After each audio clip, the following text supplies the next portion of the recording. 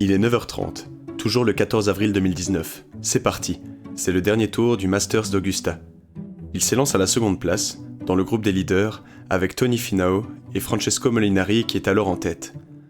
Pas grand chose à signaler sur l'allée, sur les 9 premiers trous, à part que l'Italien Molinari est solide. Il ne laisse pas ses adversaires s'approcher, en restant à moins 13.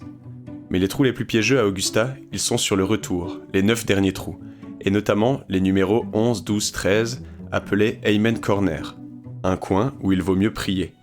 Au trou numéro 12 d'ailleurs, il y a un premier tournant. L'Italien attaque pour essayer de faire définitivement la différence. Mais sa balle tombe dans Race Creek, le ruisseau qui borde le trou, ce qui lui vaut un coup de pénalité. Lui, avec l'expérience, ne prend pas trop de risques et reste au sec. Les deux hommes reviennent à égalité, à moins 11.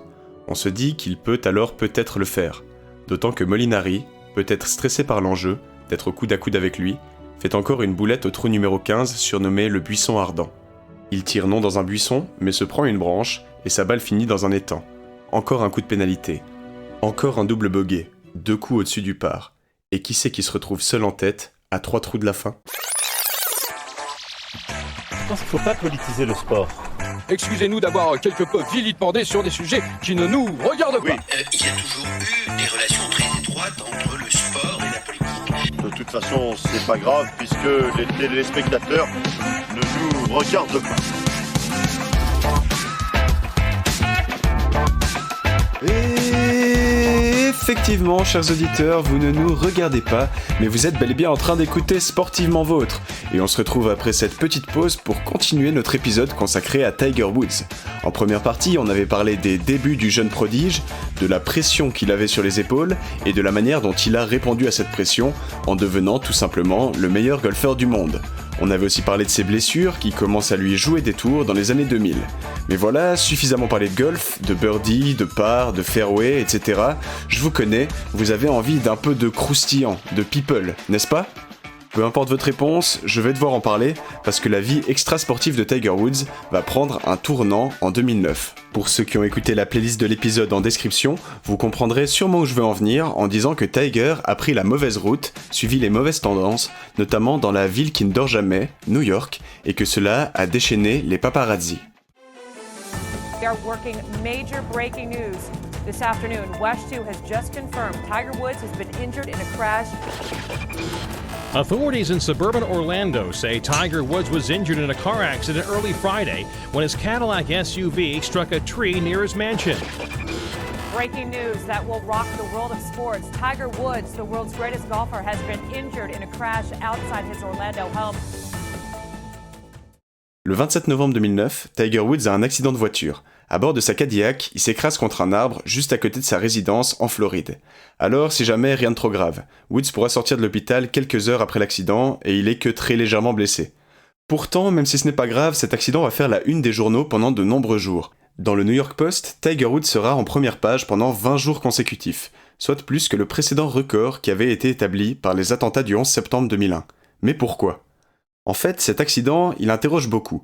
Tout le monde se demande pourquoi et comment le golfeur, qui a alors une personnalité assez lisse et qui a un exemple de réussite, comment il s'est retrouvé à cracher sa voiture dans le jardin de son voisin à 2h30 du matin, le soir de Thanksgiving.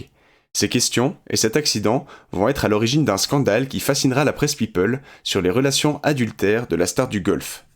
Après avoir épié les exploits du tigre sur les terrains de golf, entrons un peu plus dans sa vie privée. De l'extérieur, du moins de ce qu'il montre au monde, il vit une vie de famille parfaite avec sa femme, l'ancienne mannequin suédoise Elin Nordegren, et leurs 2 enfants, leur fille Sam, qui est née en 2007, et leur fils Charlie, né en 2009, l'année où tout éclate. La petite famille modèle est régulièrement en photo dans des magazines, et ils ont l'air tout ce qu'il y a de plus heureux. Mais si on creuse un peu, il y a aussi une face cachée de Tiger Woods, un peu plus sombre, dépeinte dans une biographie du golfeur écrite par Jeff Benedict. En fait, Tiger est assez seul dans sa vie, il a peu d'amis, il a une personnalité assez introvertie, du fait sûrement de son éducation différente de celle des autres enfants, où on l'a très vite traité comme un adulte en fait. Cette personnalité, évidemment, elle est assez paradoxale par rapport à son énorme notoriété, avec le monde entier qui l'admire. Tout le monde l'admire, certes, mais les gens qui l'aiment vraiment, il y en a peu. Si bien que, alors qu'il est adulte, Tiger Woods a toujours des comportements sentimentaux assez enfantins, comme un besoin d'amour ou un grand besoin d'attention. Petite remarque ici, j'essaie absolument pas par cette explication d'excuser le comportement plutôt immoral qu'aura Tiger Woods, mais juste de comprendre un peu mieux ce qui l'a mené à agir ainsi. Aussi, de par son statut de superstar, il se retrouve souvent dans des lieux de fête, des boîtes de nuit VIP notamment, entouré de nombreuses femmes. Et ce mélange de besoin d'amour et de nombreuses rencontres qu'il fait, vous savez ce que ça va donner? Tiger Woods va entrer dans un cercle d'infidélité. Et pas qu'avec une maîtresse, mais avec plusieurs. Durant plusieurs années, il va inviter des hôtesses de boîtes de nuit, des danseuses, des actrices pornographiques à passer du temps avec lui. Je dis passer du temps plutôt que juste passer la nuit, parce que ce n'est pas que sexuel apparemment, même si ça l'est quand même un petit peu, il faut pas se mentir. Mais il y a quand même, en parallèle de cet aspect sexuel, ce réel besoin d'amour dont on parlait. Donc Tiger tisse des vraies relations, sur la durée, avec ses femmes. Et ça rend la chose un peu moins animale, mais d'autant plus mesquine, parce qu'il gère plusieurs relations à la fois. Et toutes ces femmes croient être la seule. Et sans oublier que Tiger Woods est toujours marié à Nordegren. Et ses relations extra-conjugales, il va réussir à les cacher pendant un moment. Mais en étant un des sportifs les plus médiatisés du monde, ça va finir par se savoir, forcément. Les journalistes commencent à avoir des soupçons, et Tiger Woods est de plus en plus suivi, à la recherche de scoops. L'hebdomadaire People de National Enquirer va lancer son enquête, suivre Tiger Woods jusqu'à l'attraper la main dans le sac, avec des preuves à l'appui. Ça y est, ils tiennent le scoop de la décennie. Au passage, je tiens à me désolidariser totalement de ce genre de pratique des paparazzi. En vrai, c'est n'importe quoi, épier la vie des gens pour vendre, faut vraiment pas avoir de morale. Mais bon, cet avis on s'en fiche, puisqu'un article sort en première page du National Enquirer le 25 novembre 2009, avec pour titre « Tiger Woods Cheating Scandal ». Le scandale adultère de Tiger Woods. Peut-on faire encore plus putaclic? Je ne sais pas. Dans cette édition du journal, plusieurs pages sont consacrées à la liaison de Tiger avec une hôtesse de boîte de nuit new-yorkaise, Rachel Uchitel. Tout est fini pour Woods, le monde va savoir. Et non, au final, c'est un peu un flop. Personne ne fait vraiment attention à l'article. Sauf une personne, et pas des moindres, puisqu'il s'agit d'Elin Nordegren, la femme du golfeur. Mais bon, après une discussion et un appel avec la présumée maîtresse, elle en conclut que ce n'est rien, que c'était juste une amie. Sauf que, encore un retournement de situation, le lendemain, le jour de Thanksgiving 2009, Tiger va envoyer des mots d'amour à sa maîtresse, du genre « Joyeux Thanksgiving ma chérie, je t'aime, blablabla ». Puis, il prend un somnifère pour dormir, ce qu'il a l'habitude de faire pour pouvoir dormir malgré ses blessures. Et là, Elin, qui a faim nez, elle va faire quelque chose de discutable, mais d'assez efficace pour avoir le cœur net sur la relation de son mari avec Rachel Uchitel, en allant sur le téléphone de Tiger pour lire ses messages. Elle découvre ainsi le poteau rose, appelle le numéro et reconnaît la voix de Rachel Uchitel. « I knew it !» Tiger se réveille alors qu'il était sous somnifère et une dispute éclate entre le couple. Tiger est confronté à sa femme, mais on le sait, il n'a pas peur de lui mentir dans les yeux apparemment. Il ne craint pas Elin. Cependant, il y a sûrement une femme dont la potentielle réaction fait peur au golfeur, et qui dort dans une autre chambre de la maison, sa mère Coutilda. En effet, celle-ci avait déjà été victime des infidélités de son mari Earl, le père de Woods, ce qui avait aussi eu le don d'énerver Tiger à l'époque. Alors avouer à sa mère qu'il a répété le schéma paternel, ce serait une réelle humiliation. C'est peut-être pour ça qu'il tente de fuir la maison, poursuivi par sa femme Elin à 2h30 du matin. Il prend sa voiture, mais un peu shooté par les somnifères, il perd vite le contrôle et finit sa course contre un arbre dans le jardin de son voisin. L'accident fera le tour du monde et rapidement, le lien sera fait avec les liaisons amoureuses de Tiger Woods et l'article du National Enquirer qui ressort au grand jour. Les enquêtes continuent et de nouvelles maîtresses se manifestent. On connaissait son swing, mais on ne savait pas que son légendaire coup de rein lui servait dans des positions, disons, moins verticales. C'est un accident de voiture à 2h30 du matin, alors qu'il était apparemment pourchassé par sa femme, qui a révélé le poteau rose. Tiger Woods se présentait volontiers comme un mari fidèle et un père exemplaire. Le voilà donc contraint de mettre fin, au moins provisoirement, à sa carrière, dernière en date des victimes du puritanisme ambiant, aux grandes dames de ses fans. Après ces révélations, le monde est sous le choc. Tiger Woods, le prodige du golf, l'exemple pour des millions de personnes, l'égérie de nombreuses marques, ne serait en fait rien d'autre qu'un débauché qui a trompé sa femme avec 14 maîtresses et ainsi brisé sa famille. L'affaire prend une ampleur incroyable et tout le monde donne son avis dessus. Dans une Amérique puritaine, l'image de Tiger Woods est détruite. Les autres acteurs de cette affaire, ou plutôt actrices en l'occurrence, sont aussi harcelés par les paparazzi. Rachel Uchitel est dépeinte comme une qui a brisé une famille. Elin Nordegren est aussi suivie pour avoir ses réactions sur cette histoire, alors qu'on peut bien imaginer qu'elle n'a pas spécialement envie de réagir. De son côté, Tiger Woods va rester muet pendant un moment, notamment car il se rend en cure de désintoxication pour soigner son addiction sexuelle, ce qui est peut-être une stratégie pour essayer de se réhabiliter aux yeux du grand public. Les procédures de divorce avec sa femme Eileen prennent aussi du temps. Il ne prendra la parole pour la première fois depuis les événements que 2 mois après, en février 2010.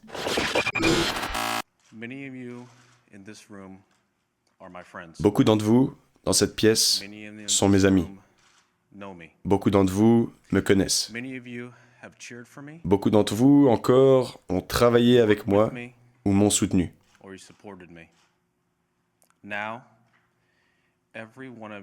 Maintenant, vous avez tous des raisons d'être critiques par rapport à moi. Je veux vous dire à chacun, simplement et directement, que je suis profondément désolé pour le comportement irresponsable et égoïste que j'ai eu. Par ces mots, Tiger Woods s'excuse à tous ceux qui l'a déçu. Mais surtout, ce qui est frappant par ces mots, c'est qu'il n'essaie pas de se défendre. Alors je dis pas de nier, mais d'invoquer le fait que cette affaire est privée et que les médias, par leurs actions, font aussi du mal à sa famille. Alors qu'il est juste un sportif doué, il assume cette charge qu'il n'avait pas demandé à la base, que les médias lui ont confiée, d'être un exemple aux yeux du monde. Nous n'avons plus devant nous Tiger Woods le golfeur, mais Tiger Woods le produit médiatique qui cherche à répondre aux attentes des autres.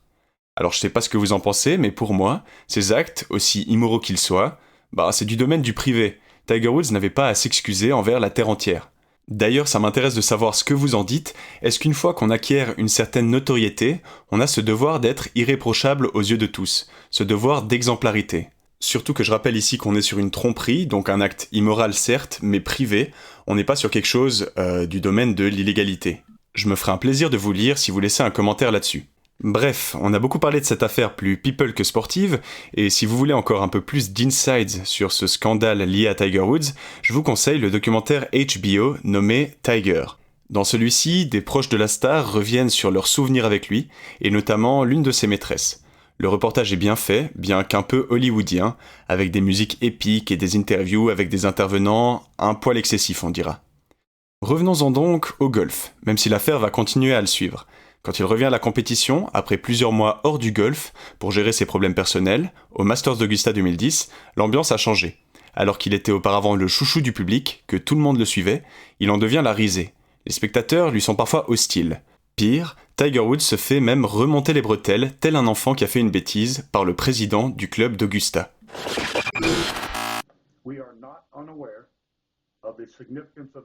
Nous ne sommes pas sans savoir l'importance de cette semaine de tournoi pour un joueur très spécial, Tiger Woods. Comme il a dominé les classements du monde du golf, il est devenu un exemple pour nos enfants. Et ce succès est directement attribuable au dur labeur et aux efforts fournis.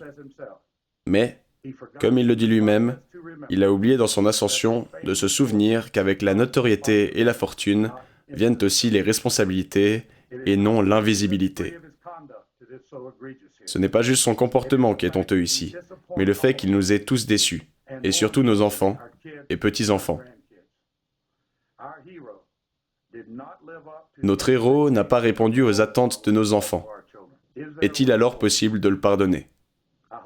Je l'espère, je le pense, mais son futur ne sera plus mesuré selon ses performances, mais par la sincérité de ses efforts pour changer.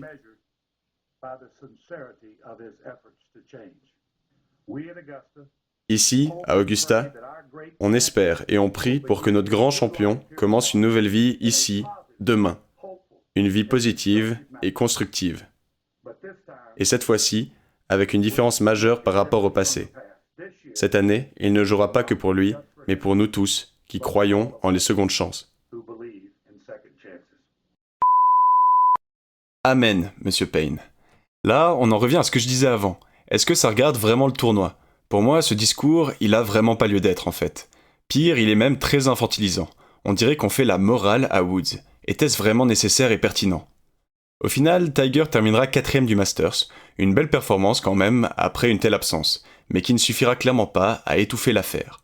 La suite de l'année 2010, puis les années 2011 et 2012, vont être une longue traversée du désert pour Woods, qui n'a peut-être plus la tête au golf.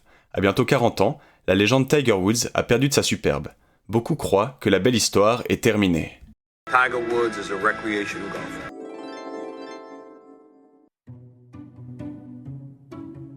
Retour à Augusta, en 2019, où tout se passe pour le mieux. Il est à la première place, il reste que 3 trous. Mieux même, il joue bien, si bien qu'il réalise même un birdie, un coup en dessous du par, au trou numéro 16. Il prend le large, il a 2 coups d'avance. Vient alors le dernier trou. Vu qu'il a 2 coups d'avance, il le sait, il lui suffit de réaliser un bogey. C'est un par 4, il doit donc le faire en 5 coups maximum pour l'emporter, pour gagner sa 5e veste verte. Mais ça, il n'y pense pas trop. Il est concentré sur l'instant présent, sur son premier coup. Il assure, il joue tout droit, son premier drive arrive au plein milieu du fairway. Deuxième coup, il n'essaie pas d'aller directement vers le trou. Il joue encore la sécurité et va se poser à une 30aine de mètres. Ça semble ensuite être une formalité. Encore une fois, aucun risque sur son 3e coup. Il ne vise pas le drapeau, mais une zone plate du green, c'est la zone autour du trou, pour être sûr de ne pas le rater. Il est à 4 mètres du trou et il lui reste encore 2 coups de putter, le club que l'on joue quand on est tout proche du trou. C'est ce qu'il faudra pour terminer le travail. Le premier putt frôle le trou, mais la balle ne tombe pas. Le public a presque explosé, mais doit encore se contenir. Tout le monde retient son souffle. Il est à un coup, à 1 mètre de remporter son 15e majeur, d'effectuer peut-être le comeback le plus légendaire de l'histoire du sport. Mais ce n'est pas encore fait. En 2013, après 2 années d'errance, Tiger Woods revient à un bon niveau. Il regagne des tournois pour la première fois depuis 2009 et le scandale. Cependant, son calvaire n'est pas fini. Désormais, c'est son dos qui le fait souffrir. Il doit subir des opérations et de longs traitements dans ce qui est une longue convalescence. Il s'éloigne donc de plus en plus des terrains de golf. En 2017, après 2 saisons blanches, même lui s'estime presque fini. Lors du traditionnel dîner des champions, organisé en amont du Masters d'Augusta, il a besoin d'un coussin pour rester assis. Il admet ce soir-là qu'il ne pense pas pouvoir regolfer un jour, qu'il pense à mettre un terme à sa carrière. Pire, il fera reparler de lui quelques mois plus tard, en mai 2017, et pas pour les bonnes raisons. En effet, il est arrêté par la police floridienne au bord d'une route, au volant de sa voiture dans un état pitoyable. Quand l'agent lui demande où il est, Tiger croit être en Californie. En fait, il est totalement shooté aux médicaments. Son traitement pour le dos à base d'opioïdes l'a rendu complètement accro. Woods est emmené au poste, et sa photo, qui fera le tour du monde, reflète à quel point le champion est tombé bas. Mais je crois que vous commencez à comprendre le schéma. Il semblerait que plus Tiger Woods tombe bas, plus il rebondit haut. Et une fois n'est pas coutume, il va se relever. Après une cure de désintoxication qui durera 6 mois, le tigre renaît et revient sur les tournois. Il semble plus détendu, plus souriant qu'auparavant. Certains disent même que pour la première fois de sa carrière, il prend du plaisir à jouer, loin de la pression qu'il se mettait avant. Mieux encore, il regagne des tournois en 2018, dans un comeback légendaire. Et en parlant de comeback légendaire, il me semble qu'il nous reste une histoire qu'on n'a pas conclue, qu'il reste un coup à jouer au Masters d'Augusta 2019.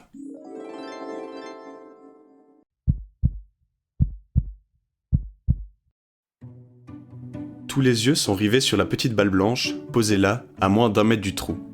Il s'approche, normalement c'est une formalité pour lui. Il en a joué des milliers des comme ça et des plus durs. Mais celui-ci, c'est sûrement le plus important. Ce coup pour se racheter, pour faire oublier ses déboires et les années de galère qu'il a vécues. Ce coup pour laver son nom et le faire entrer dans l'éternité. The millions around the world have waited for. Waited for years. Many doubted we'd ever see it. But here it is. The return to glory.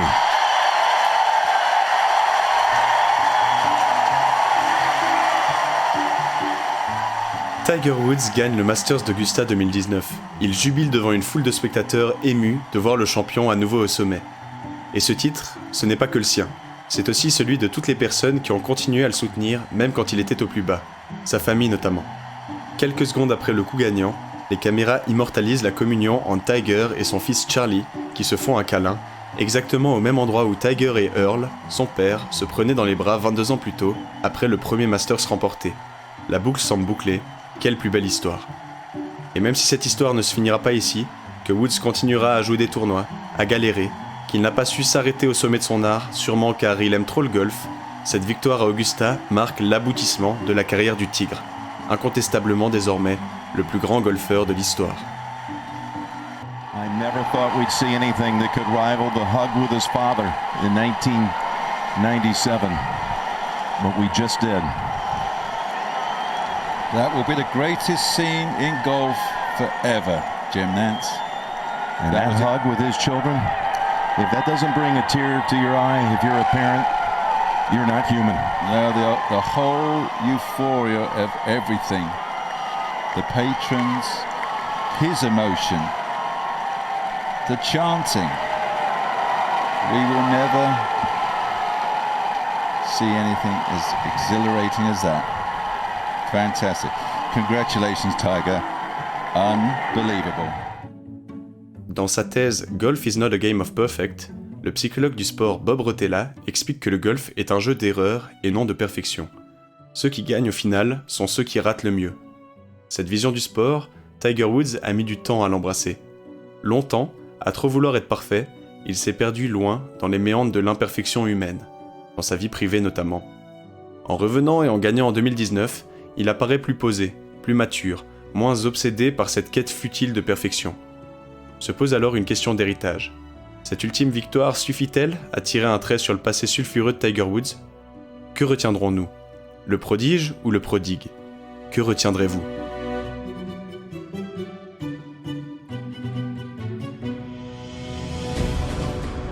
Chers auditeurs, merci infiniment d'avoir écouté jusqu'au bout cet épisode de Sportivement Vôtre. J'espère que celui-ci vous a plu. N'hésitez pas à me le faire savoir en écrivant un petit commentaire sous l'épisode ou sur mon Instagram Sportivement Vôtre Podcast. Tous les retours, critiques, conseils sont bien sûr les bienvenus.